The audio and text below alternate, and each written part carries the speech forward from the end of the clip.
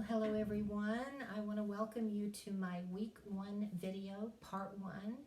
And in this video, I'm going to talk about the syllabus, some of the important ideas for you to know regarding this course, and also the paper 1 assignment sheet. So I want to start out by welcoming you and by telling you a little bit about me. My name is Patty Ireland, so if you think of leprechauns and shamrocks, you can remember my name, and I've got the red hair to go with it too. But most of my students call me Professor I. That's the name that one student years ago started calling me, and it just kind of stuck all these years. So that's kind of how I'm known around the Straw Plains campus.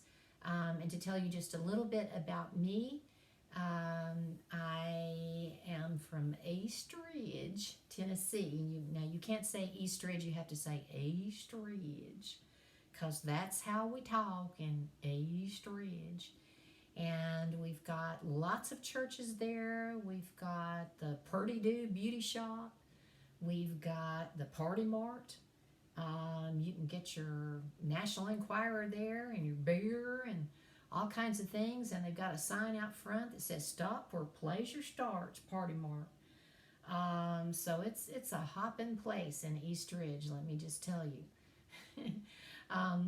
Luckily, I got out of there. So, but I'll be talking about that a little bit as we go along. Now, I always tell my students some funny stories on the first day of class.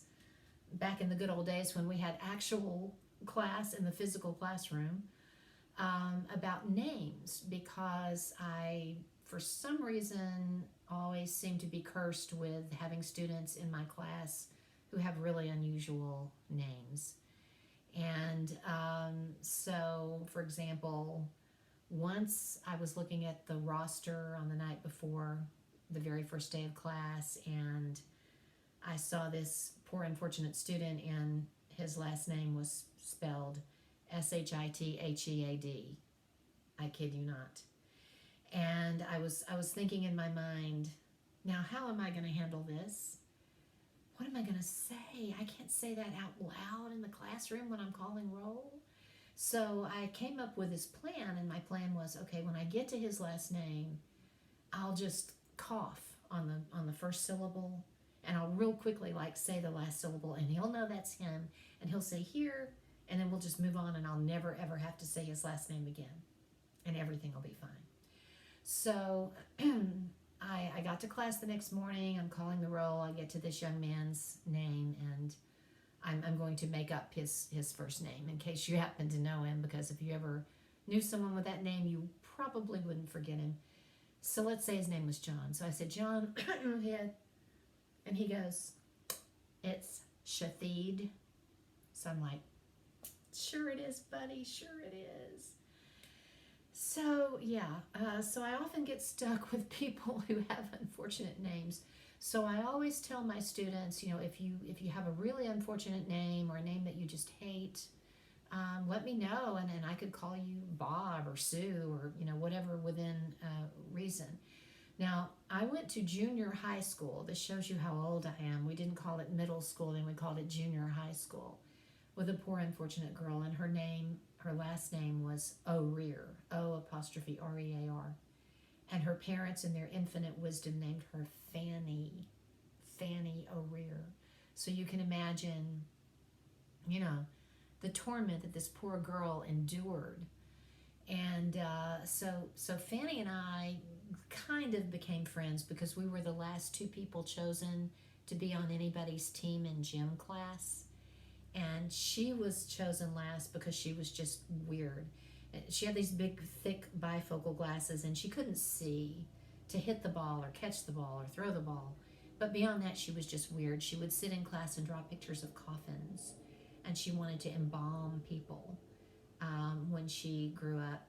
And the last I heard, she had not achieved her dream of becoming a funeral director or whatever, but she was doing makeup and hair for the deceased at a local funeral home in Eastridge. So I was chosen last, and they would want Fanny over me in gym.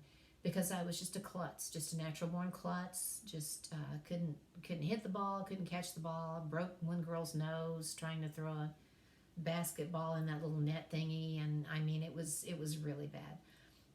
But I'll tell you more stories about Fanny as we're going along. But that's me, Professor I. And I want to welcome you to this wonderful class, English 1020. You see my email address there, paireland@pstcc.edu, and that's the best, quickest way to get in touch with me. And by the way, it's a good idea if you follow along with me right now by pulling up your syllabus. And the way to do that is on our Brightspace course page, go to Content up at the top of the page, and then look in the left-hand toolbar, Table of Contents, and right under that you'll see Course Syllabus. So click on that and you can follow along with me. This class is online. It's asynchronous, as you likely already know. And so that means that we do not meet virtually at all. We do not meet in real time at all. But rather, all of the class assignments, all of the information for this class is conveyed to you through our Brightspace course page. And that's how you turn everything in and take part in the discussion board postings and all of those good things. So this is a great class. I just want to let you know it's really a wonderful class. It builds on the ideas that you learned in English 1010, but to my mind, it's a lot more enjoyable than 1010, because in 1010 you're kind of learning all the fundamentals, and there are 4 major papers and you just feel like you're rushing through them. This class is more leisurely paced. There are only 3 major papers, and it focuses more on literature, on creative writing. And so we'll be looking at great works of fiction, and you know what that means, right? Works that are not true to life and accurate. Now, they may seem very real, but they're actually creative. And then poetry, and I know that scares the bejesus out of some of you, but it'll be okay. And then drama. So those are the 3 types of literature that we're going to be looking at in 1020. Here's what's really cool about this class. It's a globalized version of 1020. You may or may not have known that when you signed up, but it's actually a really good thing for you because it makes the class so much more interesting. And so we're going to be looking at works written by authors from all over the world, not just American writers, but writers from all over the world. And so we really have this opportunity to open our minds to all these different kinds of experiences and ideas. And also, this class centers on a theme. We have a class theme, and it is human enslavement. I know that sounds like a real bummer, right? Human enslavement and exploration of bondage and agency. And it is a serious topic, but through our readings, we're going to be looking at a lot of different texts from around the world that comment, I should say, on different types of slavery. So we'll look at historical fiction that looks at the African slave trade, for example. But we'll also look at works that delve into the different habits and ideas and, political, societal ideas that kind of enslave us as human beings, emotionally or mentally. And so it's really interesting. If you like psychology, you'll probably really like this class. And so this course does all the normal things that a traditional 1020 class would do in terms of teaching you to write about literature, opening your mind to literature, and helping you to become more proficient at research writing. And it serves as the prerequisite course for all sophomore literature studies. So if you're planning on taking a sophomore lit class, it serves as your prereq for that, gives you a basis there. But my hope for you is that this class will allow you to discover and celebrate and tap into the power of words for the rest of your life. Words are powerful. They move the world. They change the world. They move and change you. They'll probably be the last and most important thing you do before you die. And so words are powerful, living things.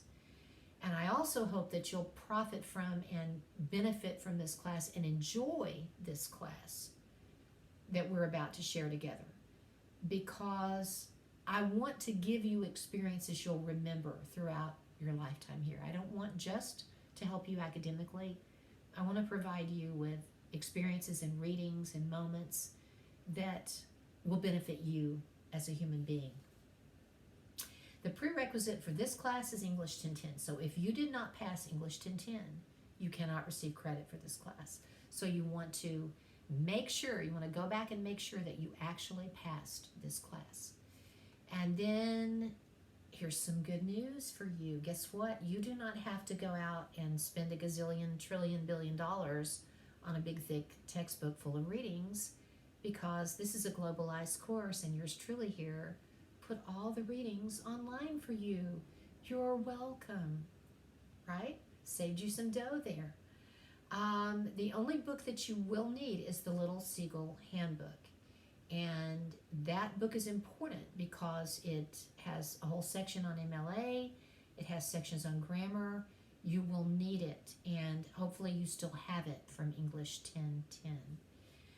I won't bore you by going over the course goals or the expected student learning outcomes, but I would encourage you to read that on your own.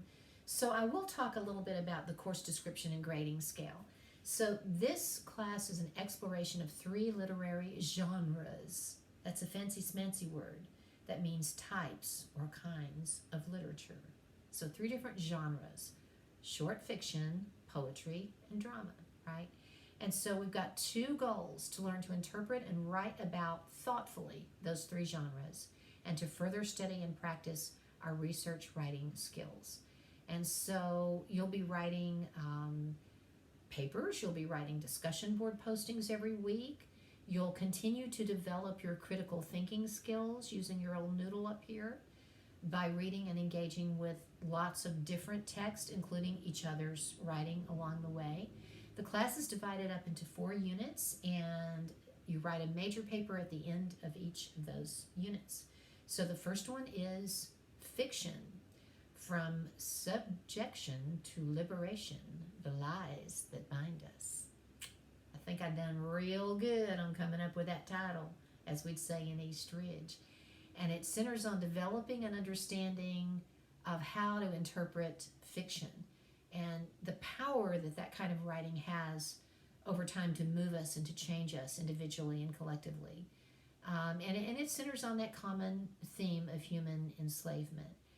And then that unit ends in a paper that we'll write where you analyze a fictional character.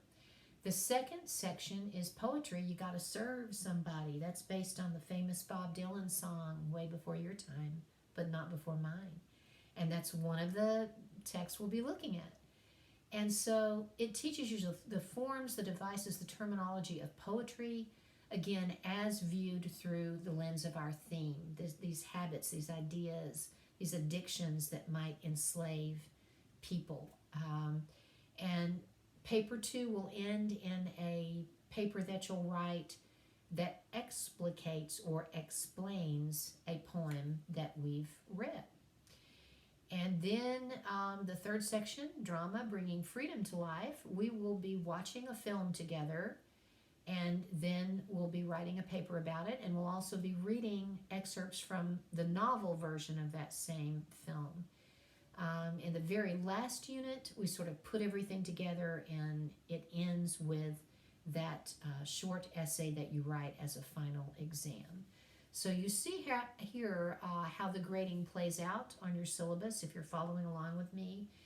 The bulk of the grades are made up of the 3 major papers and the final exam. And so you want to make sure you turn them in and turn them in on time, because if you don't, then your final grade can really suffer in the class. There's also an exam on literary terms that we will take toward the end of the semester. We'll prepare for that. And there are 4 quizzes, and there are 15 discussion board postings. And so note that a normal class, a physical in a physical classroom, meets for 3 hours a week. And then obviously in addition to that, you do your readings, your homework, your writing assignments and everything outside of class time. Well, this class is no different than that in terms of the time that you have to put in each week to succeed. So expect to put in from 4 to 6 hours a week in this class to do well. And remember that your professors can see when you logged into Brightspace, what part of the course you logged into, and how long you were there. Oh my gosh, you probably didn't know that. We can actually see that. And Brightspace records it. So there's that. And note that I do my dead level best to turn your major papers around quickly. I also grade them thoughtfully. So considering that I'm teaching 4 classes this semester and 3 of them are 1020s, it may take me up to 2 weeks to actually grade all the major papers. But I certainly will do my best to turn them around promptly for you. And I do comment on them extensively to help you. You see the disability services there. If you need accommodations due to a disability, please send me an email and let me know. By law, I cannot work with you unless you have an accommodation plan on file with our Office of Disability Services. So you want to make sure you contact them. And if you need to communicate with me, send an email to me at that PA Ireland at pstcc.edu or through the email on our Brightspace course page.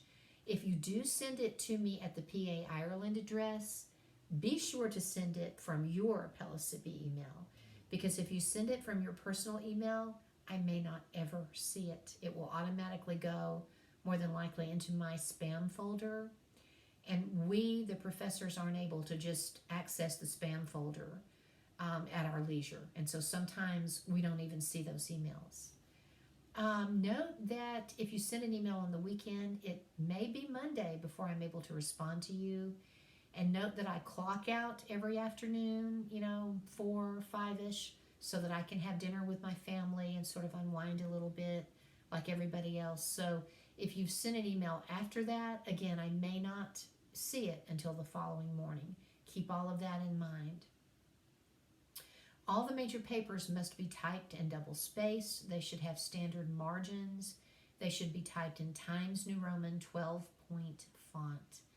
And they should have the standard headings in MLA. So on page 1, your name, my name, the course name and the date in MLA formatting.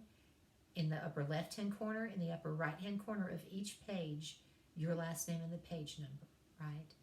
And so there's an MLA help section on our Brightspace page. Take advantage of that. I mentioned the quizzes. There will be 4 of them on various readings and concepts throughout the semester.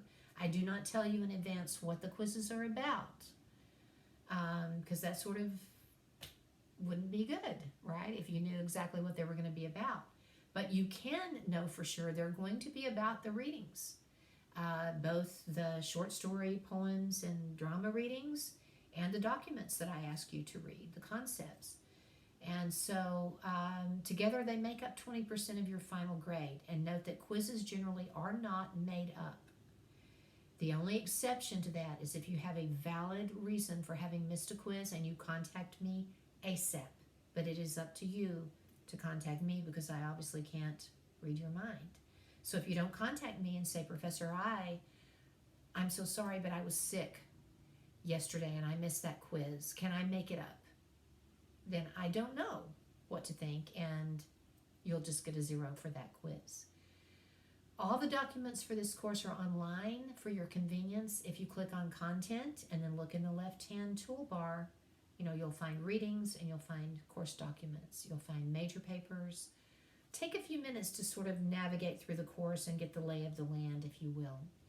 There are 15 weekly discussion boards in this class, but each board usually contains more than one topic. Now, there will be some weeks when there's only one topic, but there will be other weeks when there are 2 topics on the board, sometimes maybe even 3. That's rare, but there could be weeks when there are 3 topics. So to receive all the points, you have to complete all of the topics in each week's board. And so you want to create your initial posting where you're answering the questions, and all of those will be due every week on a Wednesday night before 11:59 p.m. And then you will respond to one classmate in one of the topics on each week's board. And that will be designated for you. You'll see that in the instructions.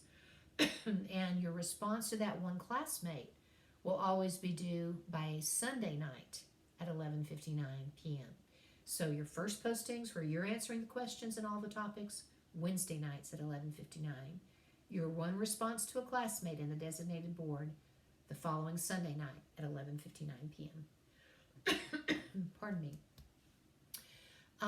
Note that the very first week, week 1, I'm making some exceptions since we're starting out on a Tuesday, and since some folks add the class late. And so for this first week only, everything will be due on Sunday night at 11:59 p.m. But after that, initial postings always due on the Wednesday night.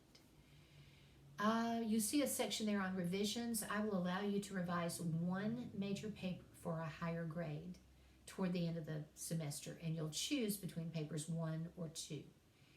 And we'll talk about that more when we get closer. You see the deadline date there, and you have to submit the revision before 11:59 p.m. on that deadline date. There will be no exceptions, not even if you're sick, because at that point in the semester I'm inundated with final papers and exams and all of that, and so I have to allow time, and therefore I have to have this deadline date set in stone there. And you see the instructions on how to submit the revision. And again, when we get closer, you'll see further instructions in the announcements and also in the weekly checklist. For paper 1, we will have a peer review day. For paper 2, we'll have a pre-writing day. And for paper 3, we'll have a self-review day. And any student who doesn't submit the required materials for each of those 3 days will lose 10 points off his or her paper grade. So that's important. And again, there aren't exceptions to that rule unless you have a valid reason for contacting me to ask for an extension. And you'll look for all of those rough draft situations under the assignments tab. You see the little blurb there about maintaining continuous attendance. So dropping or withdrawing from a class can adversely affect your financial aid and or your lottery eligibility. So you want to be careful about that. I'll let you read the non-discrimination and emotional well-being support policies on your own. Academic dishonesty, it's very important that you don't cheat or plagiarize. Take that seriously because it can cause you to fail the class. So you want to take it seriously. I will also allow you to read the grade appeal and syllabus statement policies and COVID-19 procedures all by your lonesome selves. So have fun with that. The attention policy, again, you're expected to participate in everything that's going on in this asynchronous class. And so in this kind of class, I take attendance based on your completion of each week's activities and assignments. And so you really want to take advantage of the weekly checklist. If you go to content up at the top of the page, and then in the left-hand toolbar, scroll all the way down, you'll come to weekly checklist. Click on that, and there's a checklist for each and every week, and it lays out every blessed thing you're supposed to do for each week, tells you where to go in the course to do it, what the deadline is, all the specific details. Use those checklists. They are the best way to stay on track in the course. Now I have a section here in the syllabus that contains some helpful resources. There's information on online tutoring, which is a wonderful resource to help you with the major papers. And also online research information and help from the library. So peruse all of this. How to navigate the information on our Brightspace, also called D2L course page. And so I put a lot of information up here for you, and I know it feels overwhelming at first, but use it because it can help you. And so you want to follow the exact directions in the weekly checklist and or on the reading schedule at the end of the syllabus to make sure you're on track. The weekly checklist is really the best way though. You'll find all the course documents and readings within the content section. You'll post all the major papers, rough drafts, and those things under the assignments tab up at the top. You will take quizzes through the quizzes tab up at the top. You can email your classmates if you like through the class list tab, and you post to the discussion boards through the discussions tab up at the top. So there's general information about resources for students. So I've given you technology tools and support, free literature, grammar exercises and grammar support to help you, library information, MLA help. So if you're struggling with MLA, go into content and go to MLA help and click there. And you're going to find all kinds of resources. If you look at the comments I make on your graded copy of paper 1 and you're like, oh my gosh, I'm writing all these sentence fragments or comma splices, go to grammar exercises to help you and find some grammar exercises on fragments and comma splices and go through them. It will help you learn.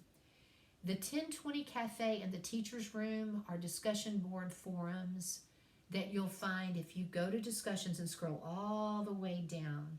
And they're not graded, either of them. They're just sort of there for you. So in the 1020 Cafe, you can talk to each other. You can get to know your classmates. You can ask questions. And you can also, maybe if you're struggling with something in the class and you want classmates to help you there, that's the place to go. I do monitor the board to make sure that you're following the netiquette rules that I've posted there. And Teacher's Room, also a place in the discussion boards where you can ask me questions. You can also, of course, email me, but you know that's another resource for you. And you'll see here 10 important rules for success in this class. So please read through them. First off, there are no dumb questions, right? Smart people always ask questions. Smart people are curious. So if you have a question, feel free to ask me. I'm here to help you, right? Look at the facts section. Look at the weekly checklist. Look at your syllabus. But if your questions aren't answered there, email me or post a question into the teacher's room. Rule number 2, read the announcements. I'll be posting announcements at least once a week. I'll also email them to you. Read them.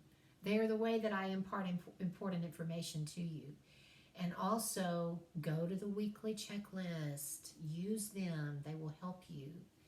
And then rule number 3, show up virtually, that is. Make sure you are engaging, showing up for the discussion boards.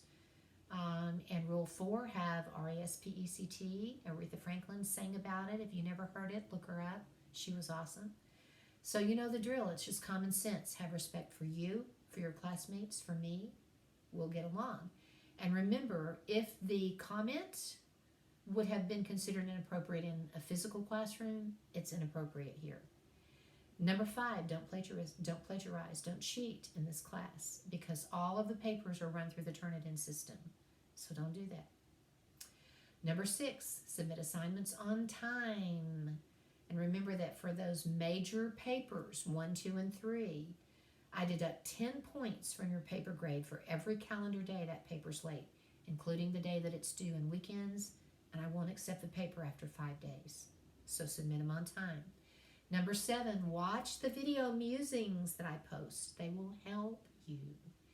Number 8, work hard. There's nothing in this world worth having unless you just put some good, honest, old-fashioned work into it. That's the way it is. Rule number 9, if I mess up, tell me. I am so human and I will so mess up sometimes. And so if you see that there's some technological issue, if there's some error that I've made that's causing difficulty, send me an email right away and obviously be respectful, but please tell me. And I will go the extra mile to correct the problem. And rule number 10, again, go to the 1020 Cafe and get to know each other. But most importantly, know I'm here for you. We are in the midst of a very challenging, difficult time. It's unprecedented in history. We're in a pandemic, a worldwide pandemic. And so I'm going to maintain a strong sense of academic rigor. I'm going to expect you to work hard. But by the same token, I will go the extra mile to work with you, to be kind and generous to each one of you and all my interactions with you, and to help you as much as I can at each step of the way. So please do your part to ensure your success as well. Don't be nervous. You've got this. And don't be like the person who created that little thing there on the syllabus and leave out the apostrophe from the word don't. All right. Very good. So the next thing I want to do in the very last part of this part 1 video is to talk to you about the paper 1 assignment sheet. And so follow along with me.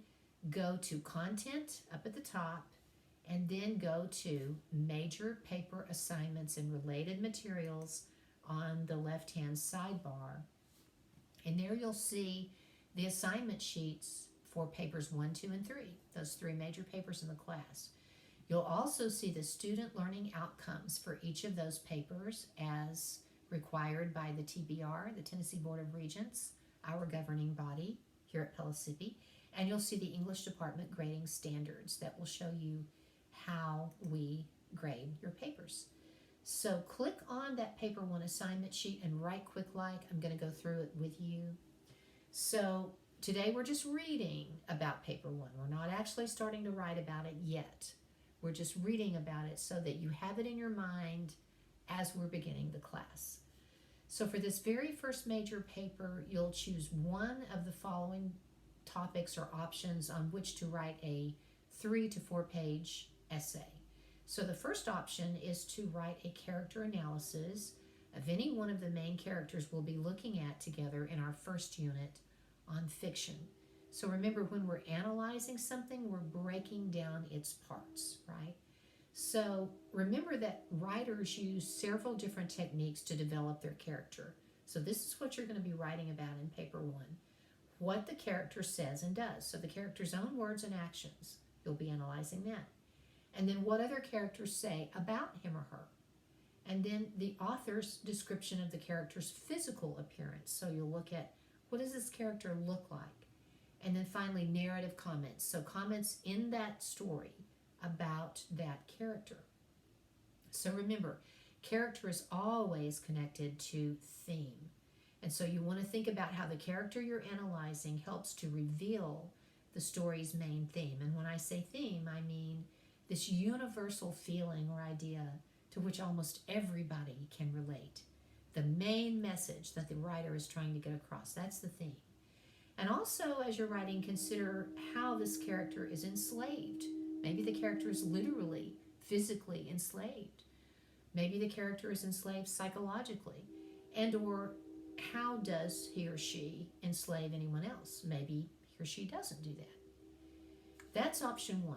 The second option is to compare and contrast any 2 main characters that we're looking at together in this first unit on fiction. So consider the conflicts that they each face. How are they similar? How are they different? How other characters look at these characters. Whether or not and how the characters you're writing about change over the course of the story. How are they enslaved? Do they enslave others? If so, how? How do they reveal theme, right? So you see the important dates there. And the first one is the date when you need to upload your completed, what I call idea worksheet. And that's sort of step 1 in writing paper 1. Generating some ideas. Starting to think about, how am I going to structure this paper? How am I going to organize it? What will my main points be? What's my thesis statement going to be like? And you want to do that before 11:59 p.m. on the date listed there. So you go to the assignments tab and you look for idea worksheet for paper 1 and you follow the instructions there. Then the next day is when you complete what I'm calling the MLA template for paper 1 exercise. Excuse me. So I've created a template for you in which you can actually begin typing your rough draft of paper 1. And that template helps you stay on track with MLA citation, and it also actually gives you guidelines as you're writing for how to write the paper. Is that awesome or what? So to get to that template, you click on Content and then on Course Documents, and then you look for MLA template for paper 1, and you'll type a rough draft of paper 1 following that template, and then you'll submit it, and that's the next date that you see on that Sunday. After you've used the template that was mentioned above, you create that rough draft and you upload that draft of paper 1 by 11:59 p.m. on that deadline, so that you can receive feedback from me. And this is so sweet. So what I will do is I will look at your rough draft and I will offer extensive comments to you on how to make it better, how to improve it. So essentially, you're giving me your paper to grade without me actually grading your paper, but I'm giving you the necessary feedback to help you earn a better grade. Now, I will not do this every time. I won't do it with papers 2 and 3, only with paper 1. So take advantage of this. You would be amazed at how many students do not go back and actually read the comments that I make on their rough drafts. They just submit the very same thing as a final draft, and they don't earn very good grades. But the ones who actually read my comments and enact the changes into the final draft, their grades shoot up. So take advantage of it. And remember that I deduct 10 points from your paper grade if you don't upload that rough draft by that deadline date. And then the final date there that's listed is the date that the final draft of paper 1 comes due. And again, you submit it under the assignments tab, and this time you would look for paper 1 final draft. So you see the specifics. This paper should be at least 3 pages long, so a minimum of 3 full pages. You can go over that, but if you go under it, points are deducted. It must be typed double-spaced in 12-point Times New Roman font with standard margins.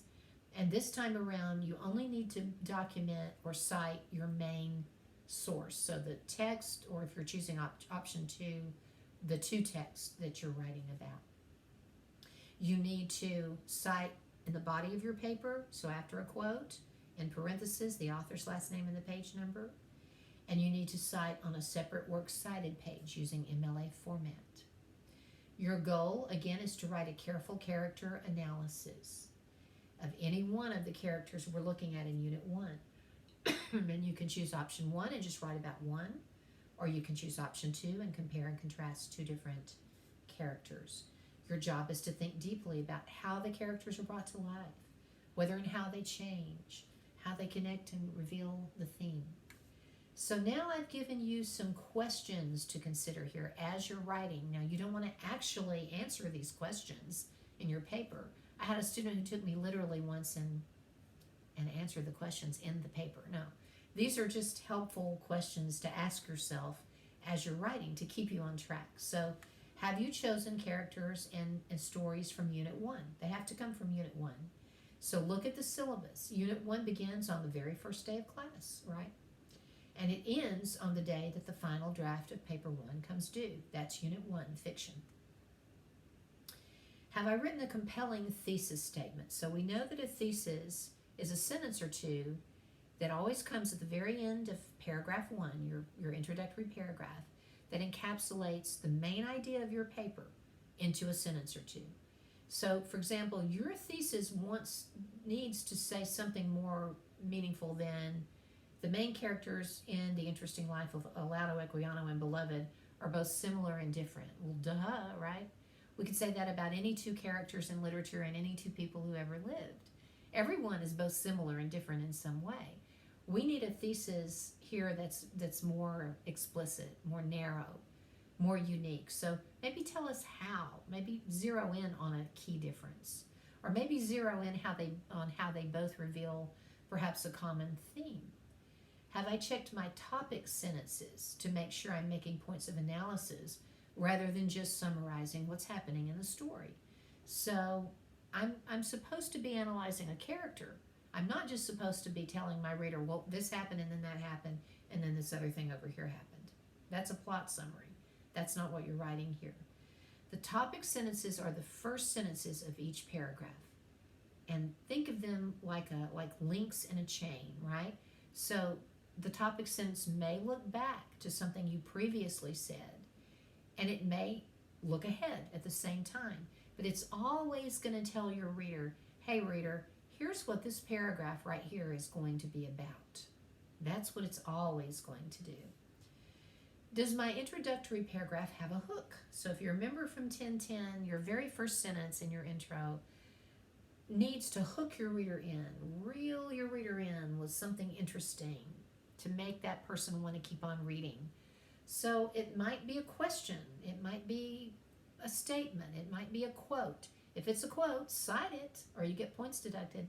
If it's a question, don't use your, don't use second person you or your ever in college writing unless you're quoting. Don't use first person I ever unless you're quoting. That brings your writing down, and you want to keep your writing elevated. This is college writing, right? We're not high school writers anymore. So if you pose a question, avoid you. Have I included the following in my intro? The title of the work, the full name of the author, the reason the text has meaning in my thesis. If we get to the end of paragraph 1 and we don't know those things, Houston, we have a problem. Have I remembered short story titles are always placed in quotation marks because they're short works. Get this rule into your head. Drill it into your brain on gold letters, and then you won't get points deducted. The titles of shorter, smaller works, like a short story, like a poem, are always and forever placed in quotation marks. The titles of bigger, longer works, like a book title, are always placed in italics. It's so easy.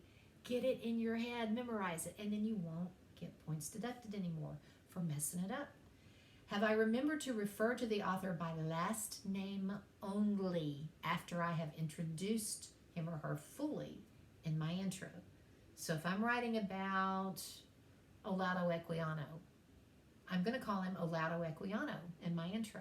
But after that, I'm only going to call him by his last name, Equiano.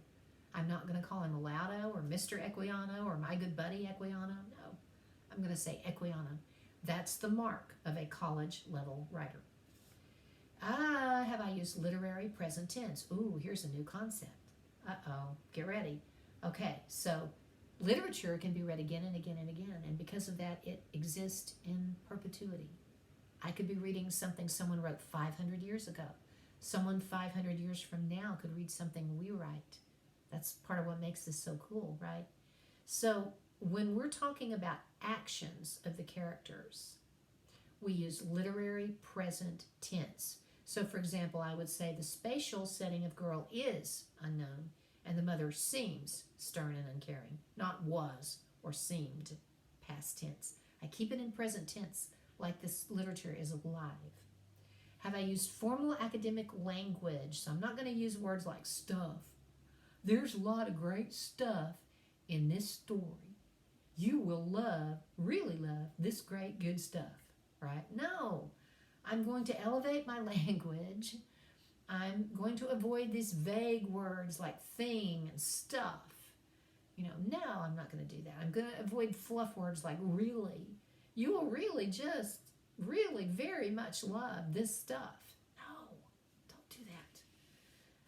Do I have correct in-text citation? So after a quote, after I have paraphrased, put the quote in my own words, do I have a citation in MLA, in parentheses, author's last name, page number, no comma in between, in parentheses, period, right? And do I have a separate works cited page in MLA formatting? Have I been careful not to plagiarize? Because if I plagiarize, I will get caught, and it will not be pretty. Have I included quotes? I have to include quotes, and I have to incorporate them. If I do not incorporate my quote, it will be dropped, and I will get points deducted. How do I know that a quote is dropped? If it appears all by itself as a sentence, it is dropped, right? So I have to incorporate it. Do I have a fully developed intro, body, and conclusion? Have I at some point somehow answered the questions, so what, who cares? Why does this story matter? How does this story make us better people? How does this story move and change the world, right? Why does it matter? At some point within my text, have I maybe explained who or what enslaves the character I'm writing about, and or how the character may enslave someone else, if that's the case? Now I give you examples of possible thesis and game plans for both options 1 and 2. So here's option 1, where you're just writing about one character from Unit 1. The main character in Elie Wiesel's acclaimed text about the Holocaust, Night, is that of Wiesel himself. Written in first-person narrative style, the reader follows the story of Eliezer, called Elie, as he and his family endure the challenges of the ghetto and eventually the horrors of a concentration camp. The poignant account reveals the ways in which Elie and his family are enslaved by the hatred and racial prejudice of Nazi Germany. After examining Elie's words and actions, along with other characters' responses to him, one may argue that he is representative of the innocence and purity of all children whose lives and futures were robbed from them during this difficult time. There's your thesis. One may further argue that his character reveals the text's main theme. In order to prevent such evil from ever occurring again, the world must never forget the atrocities that were committed. Okay, so in my paper, I'm going to examine Elie's own words, Elie's own actions, how the other characters respond and react to him. And I'm going to try to prove that he's representative of all the children whose innocence was robbed from them because of the Holocaust. And that he reveals the main theme, the author's main idea here, to which we can all relate, that in order to prevent this kind of evil, we can't forget these atrocities. So to support that kind of a thesis, I've got to offer proof in my paper of Elie's innocence, his trusting nature, in the beginning of the text, as opposed to the grim, harsh realist he becomes as the horrors of the Holocaust unfold in his life, right? I would also need to include evidence, quotes, examples from the text of the way in which other characters react to him, as well as quotes focused on his attributes, his words, his reactions to his own plight.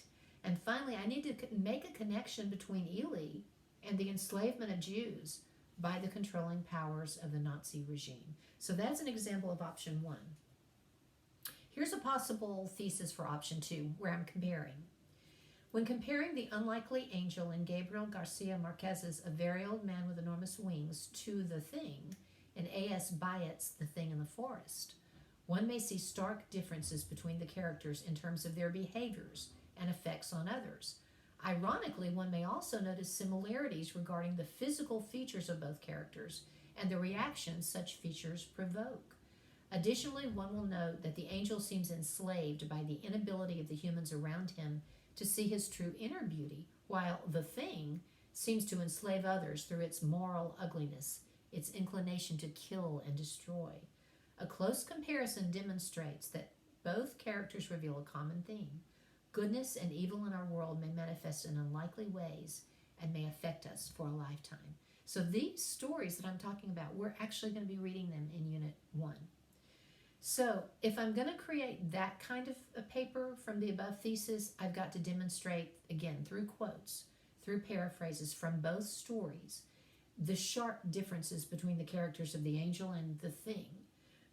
So, for example, as you're reading, you'll note the angel is humble, quiet, non-intrusive, and good, but the thing is loud, murderous, all-consuming, and evil. So they're very, very different. You also are going to need to demonstrate similarities between them in terms of physical appearance and the resulting repugnance of the other characters. So both of these characters appear suddenly, unexpectedly. They're both kind of supernatural. Both of them are ugly physically. They're frightening. They're mysterious looking. They're unexplained. They're both perceived as being repulsive by the humans who view them. So you've got to provide the evidence of how the other characters are responding, as well as descriptions and narrative comments offered by both the authors. And then you would need to indicate the ways in which the angel is himself enslaved, while the thing enslaves others, right? So finally, you need to back up all of this with your textual evidence, back up your interpretation with evidence from the two stories, that both authors point toward the ways in which good, in the case of the angel, evil in the case of the thing, appear in these surprising ways and impact our lives very profoundly. So that's an overview of what we're going to be doing in paper 1. so that you can have all of this in your head as we are beginning our journey. Thank you for being patient and for listening. And don't forget to listen to part 2 when I'm going to talk about the other readings for this week.